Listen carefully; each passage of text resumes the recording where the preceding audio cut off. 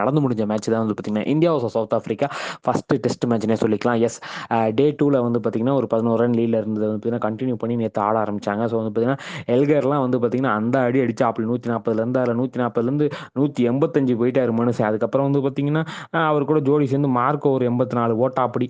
Already வந்து பெட்டிகேம் வந்து பார்த்தீங்கன்னா ஒரு 56 அடிச்சிருந்தார்ல. ஸோ வந்து பார்த்தீங்கன்னா அப்படியே போயிட்டு இருக்கும்போது வந்து பார்த்தீங்கன்னா இப்போ என்னத்த சொல்ல 400 தாண்டிட்டாங்க. அவர் 185 ரன்ல அவுட் அடிச்சு ஏன் ஒரு 15 ரன் அடிக்க விட்டுனா அவர் ஒரு 200 அடிச்சிருப்பார்ல, அவருக்கு சந்தோஷமா இருந்திருக்குன்ற மாதிரி வந்து பார்த்தீங்கன்னா அவர் 185 ரன்ல தாகூர் அவுட் பண்ணிட்டு அப்படி கடைசி வரைக்கும் நாட் அவுட் ஆகாமல் வந்து பார்த்தீங்கன்னா மார்க்கோ இருந்தார். கொண்டு வேற யாரும் பெருசாக ஜொலிக்காதனால வந்து பார்த்தீங்கன்னா 10 விக்கெட்டுகளும் வந்து பார்த்தீங்கன்னா ஃபர்ஸ்ட் இன்னிங்ஸில் சவுத் ஆஃப்ரிக்கா 408 ரனுக்கு வந்து பார்த்தீங்கன்னா இழந்தாங்க. டூ இந்த மைன் ஃபோர் இந்த ஃபிங்கர் ஆஃப்டர் ஃபோர் அப்படின்ற மாதிரி வந்து பார்த்தீங்கன்னா ஒரு 160 ரன் கிட்ட வந்து பார்த்தீங்கன்னா லீடு போயிருச்சுன்னே சொல்லலாம். இதை எப்படிங்க அடிக்க போறீங்க பாருங்க, எங்களுக்கு தெரியாது இல்ல. ஆனா பாத்தீங்கன்னா வந்து பாத்தீங்கன்னா டக் அவுட் ஆயிட்டாருங்க ரோஹித் சர்மா.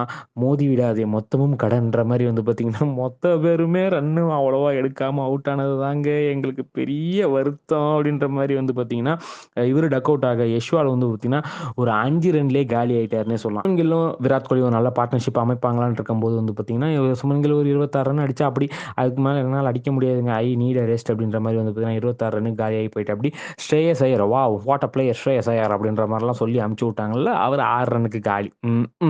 போன ஃபர்ஸ்ட் இன்னிங்ஸில் 100 அடிச்ச ராகுல் இந்த இன்னிங்ஸில் எவ்வளோ அடிக்க போறீங்க? 100 தானே. அதுக்கு மேலாம் பெருசாக அடிக்க உடம்புல தெம்பு இல்லைங்க. ஒரு 4 மட்டும் அடிச்சுட்டு கிளம்புறேன். 4 ரன்ல அவரு காலி.